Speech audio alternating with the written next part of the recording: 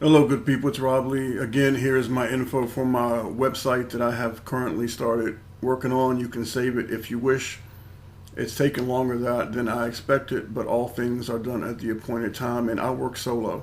It's always been like that, and it probably always will be. I don't have any help. I don't have a team.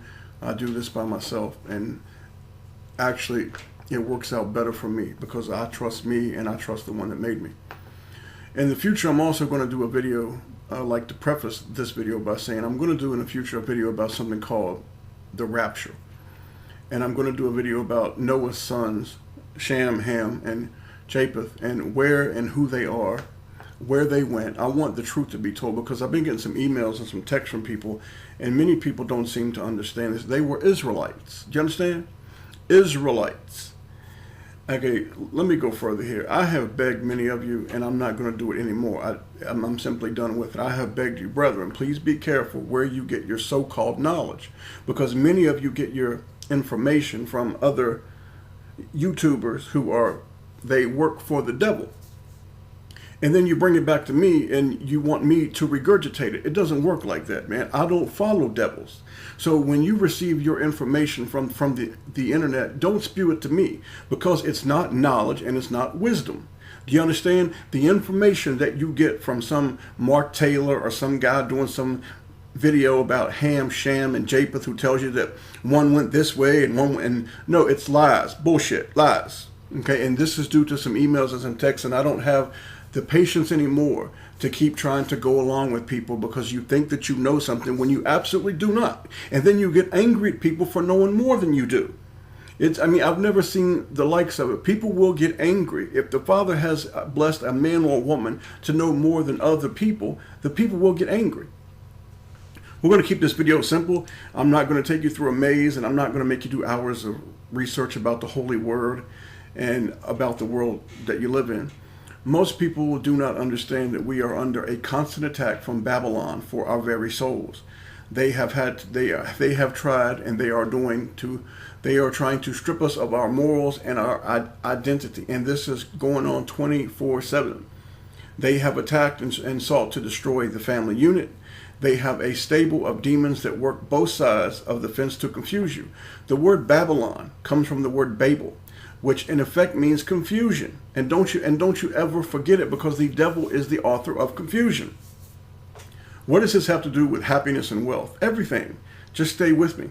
We are living in a police and military state, and I did a video about it 4 or 5 days ago that explains to you what's the bill that was proposed in February that is going to change your life.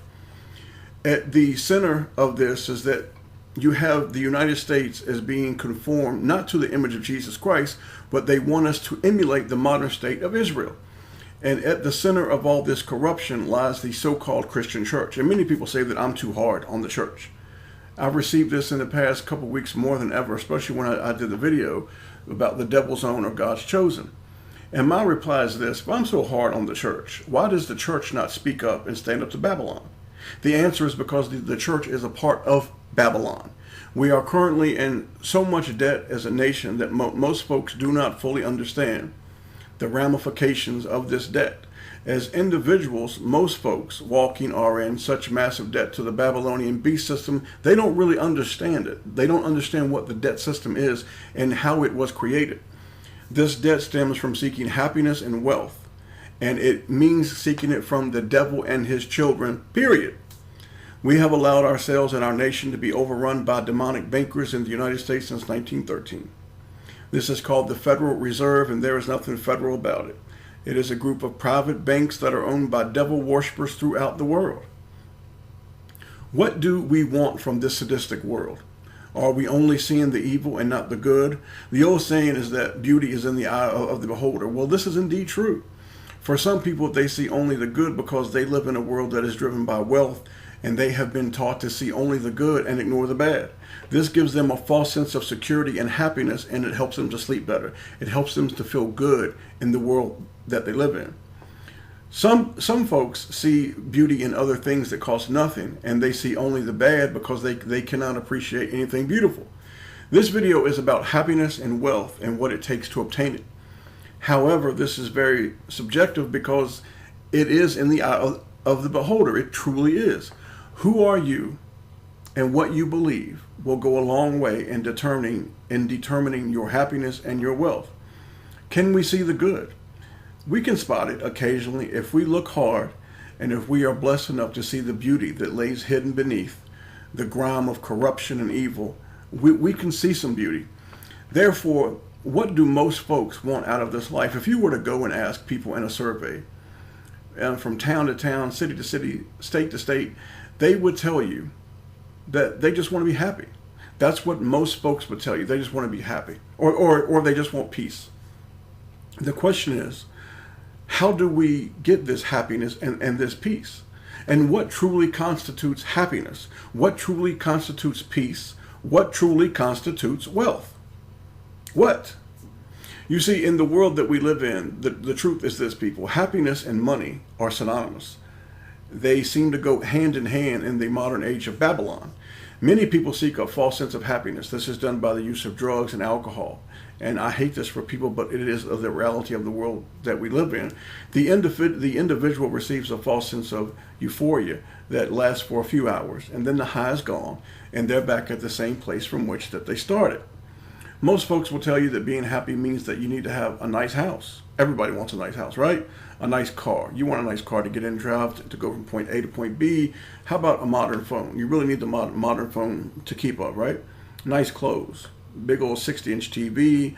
You want to travel. You want to see the world. You want a good job. You want some good food. You want your health, of course. Entertainment, money, and more. Can these things bring you happiness? Well, depending on whom you are and what you believe will determine the answer. No true follower of Jesus Christ, folks, cares about such things. They have spiritually grown out of it. Sure, we all need and we all desire the necessities that we have to have in this ever-changing world. The above things that I mentioned, folks, are costly and expensive. They take money, and sometimes folks will do anything to have a few of these pleasures. Having a relationship with your Creator in a world that sees you as the enemy will cost you everything you have and then some. You see the parallels of this world. One small branch seeking Jesus Christ, the larger branch seeking the lust of this world. Jesus Christ said, I am the true vine. And as I write this on this Saturday night, as my Sabbath closes, there is only a small remnant attached to that true vine. The most expensive and precious thing that you can ever have is a relationship with Jesus Christ.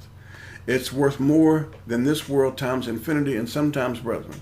It'll take everything that you have and more, everything that you have and more to keep it and to hold on tight to it. Is there really a difference, folks, between a big expensive house and a small dilapidated house? Is there really difference? Is there really a difference, folks, between a brand new car and a 40 or 50-year-old car that is barely running, or a guy who has to walk? You see, the people that occupy those cars and houses are going to die, and they are going to be resurrected, and they are going to be judged. In an instant you are born, and in an instant you will take your last breath. Sometimes you will die quickly and very tragically, and sometimes you will lay and you will suffer and struggle to take your last breath. Now I ask you, is there any difference between these people? Life is short, shorter for some than others. Peace and wisdom are gifts that come from, listen to me, people, peace and gifts are gifts that come from having an intimate relationship with the one that made you.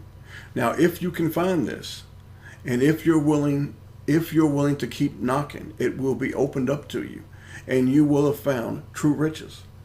I hope this video will move you and get you to think and cut your light on, because only the Father can cut your light on. And it is his beloved Son who said to follow me.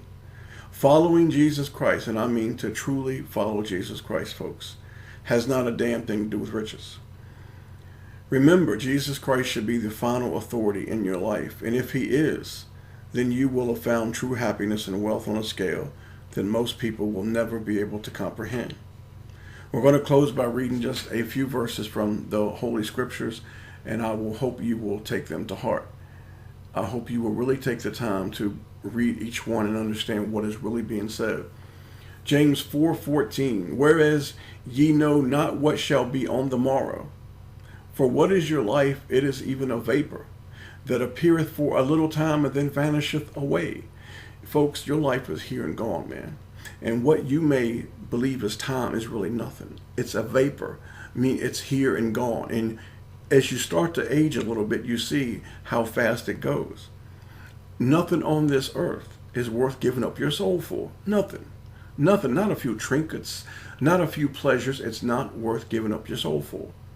I want to continue reading these verses and then we will close. If you've watched my videos in the past couple videos, you know that I've mentioned Daniel chapter 12 quite often. And I have because it's important in the world that we live in today. In Daniel 12:4, but thou, O Daniel, shut up the words and seal the book. Even to the time of the end, many shall run to and fro, and knowledge shall be increased. And most people don't really understand what's truly being said here. I want you to think about it. But thou, O Daniel, shut up the words and seal the book. Even to the time of the end, many shall run to and fro, and knowledge shall be increased. The primary application of the knowledge increased is a reference to the people understanding the word of our Father.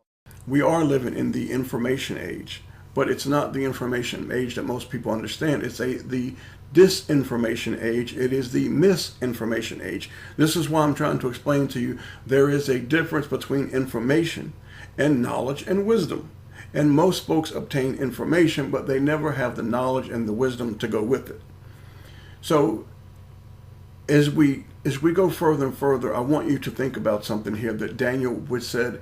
If we read 12:4, and then if we will immediately read everything in its context, you will see what it actually means. While it is true that we are going to have a famine, and the Bible says in Amos 8 that we are going to have a famine in the land of the words of our Almighty Father. The Bible also says that many people will understand, prepare, and actually be ready for what's going to come.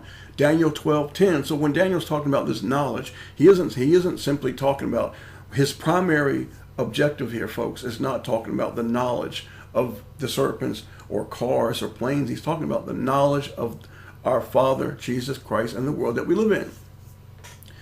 Daniel 12:10, many shall be purified and made white and tried, but the wicked shall do wickedly, and none of the wicked shall understand, but the wise shall understand. And this is what I'm trying to tell you about riches, wealth, and happiness. The wise shall understand that it's meaningless. It's meaningless. Let's go further, folks. Jeremiah 17:5, thus saith the Lord, cursed be the man that trusteth in man and maketh flesh his arm, and whose heart departeth from the Lord. Many people put their trust in man and money. Eminem 33, that's what they do. That's where they put all their faith. 2 Timothy 3:4, traitors, heady, high-minded, lovers of pleasures more than lovers of God. And that's where we are at now. Psalms 118:8, it is better to trust in the Lord than to put confidence in man. Again, people putting their faith in money and power and people. Proverbs chapter 3, verses 5-6, trust in the Lord with all thine heart, and lean not unto thine own understanding, and all thy ways acknowledge him, and he shall direct thy paths. Let me read 6 again for you. In all thy ways acknowledge him. Again, in all thy ways acknowledge him, and he shall direct thy paths. If you will acknowledge him in all ways, he will direct your steps. Psalms 33:4, for the word of the Lord is right, and his works are done in truth. James 4:4, ye adulterers and ye adulteresses, know ye not that the friendship of the world is enmity with God, which means hate? Whosoever therefore will be a friend of the world is the enemy of the Almighty Creator, is the enemy of God. Jesus said to follow me. Follow me, folks. If you follow Jesus Christ, you will have what you need, and you will survive, and you will have your reward. He didn't say it because it sounded good, and he said it more than once. Follow me. Follow me. May the Almighty Father bless all of you in the name of Jesus Christ.